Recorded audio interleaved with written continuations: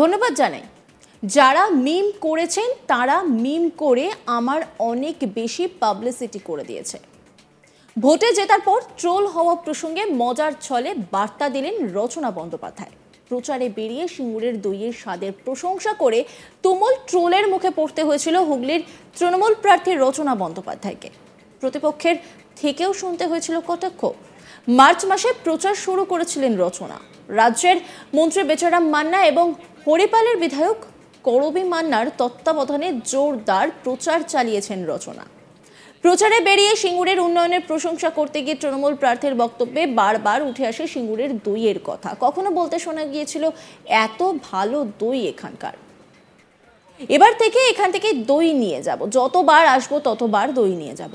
আবার কখনো বলতে শোনা গিয়েছে সিঙ্গুরে এত ঘাস এবং গাছপালায় ভর্তি, সেগুলো খেয়ে হৃষ্টপুষ্ট হচ্ছে গরু, ফলে তার যে দুধটা বেরোচ্ছে তা এত ভালো, দইটাও ভালো হচ্ছে। আর তা নিয়ে কম মিম হয়নি। তবে ভোটে জিতে লকেট চট্টোপাধ্যায়কে হারিয়ে মিম প্রসঙ্গে রচনা বললেন, ধন্যবাদ জানাই যারা মিম করেছেন, তারা মিম করে আমাকে অনেক বেশি পাবলিসিটি করে দিয়েছেন। যারা ভোট দিয়েছেন তাদের প্রতি চিরকৃতজ্ঞ থাকবো এবং যারা ভোট দেননি তারা 5 বছর পর ভোট দেবেন। সিঙ্গুরে কর্মসংস্থান এবং শিল্পের বিষয়ে বলতে গিয়ে রচনা বলেন, এটা নিশ্চয়ই একটি সমস্যা, কিন্তু যেহেতু এতদিন মমতা ব্যানার্জির কোনো লোক হুগলিতে ছিলেন না, দিদি কাজ করতে পারেননি। তবে এবার এখানে দিদির লোক এসে গিয়েছে, দিদির সঙ্গে আলোচনা করবেন, সমস্যার সমাধানের চেষ্টা করবেন।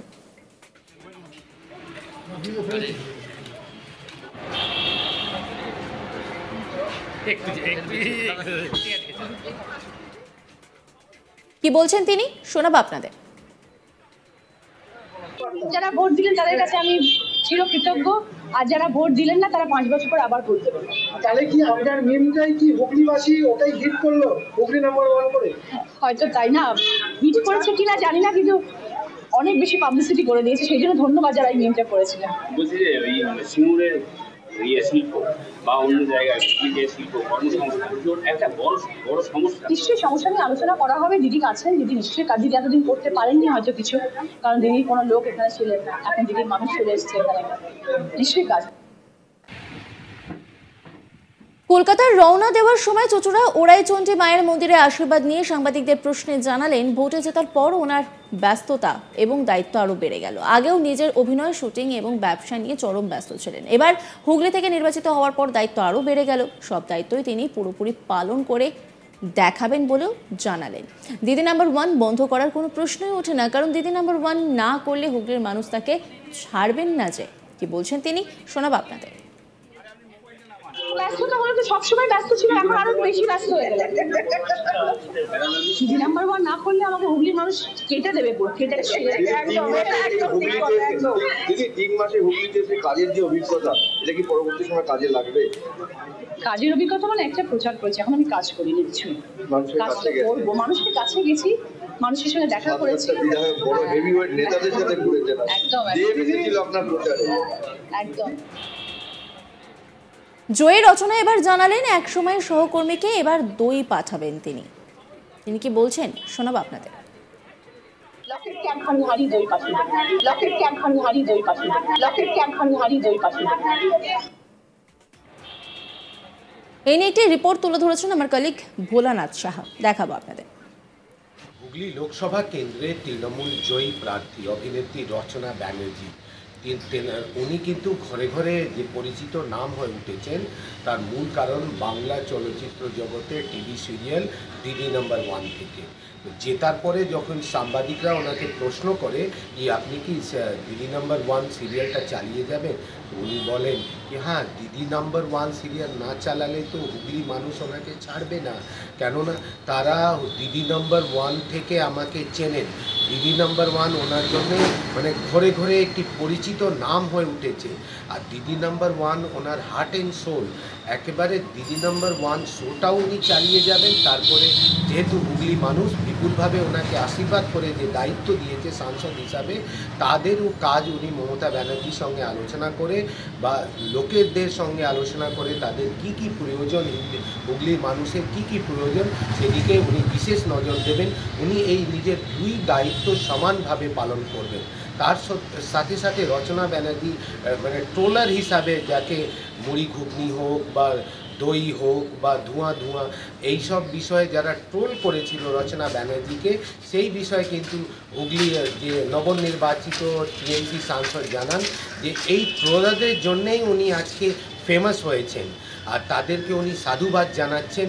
তাদেরকে উনি একটা রুমাল পাঠাবেন জয়লাভ করার পর, কেন তাদের এই ফেমাস হওয়ার মধ্যে বা তাদের বিপুল জয়লাভের মধ্যে এই যে ট্রোলারদেরও বিশাল সংখ্যক তাদের অবদান আছে। তো রচনা ব্যানার্জি বুঝতে পারছেন যে নিজের প্রচারের সময় যেগুলো মিম তৈরি ছিল তাকে ট্রোল করা হয়েছে, তাতে উনি বিরক্ত হননি, সেই বিষয়গুলি উনি স্পোর্টিংলি নিয়েছেন।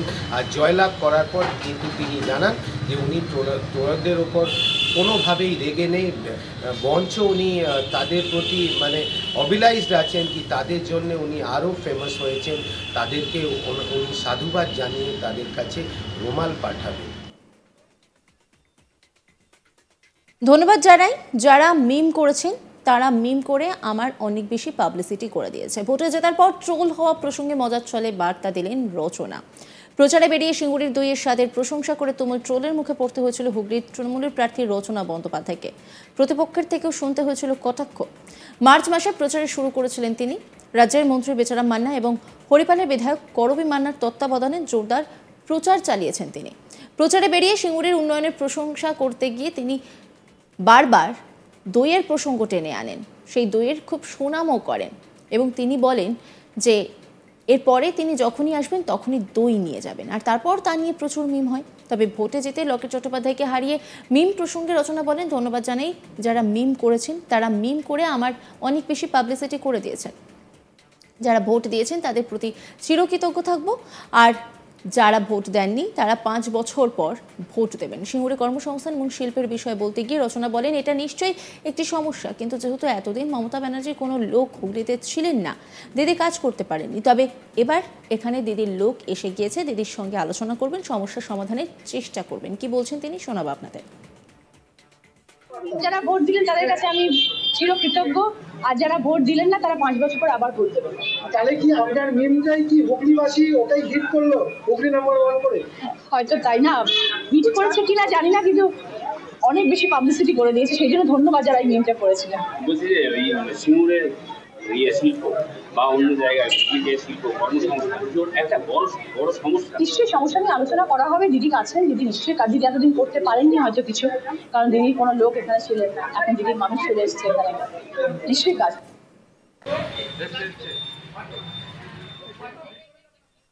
নজর রাখুন আজ তাক বাংলার ইউটিউব স্ট্রিমিংয়ে।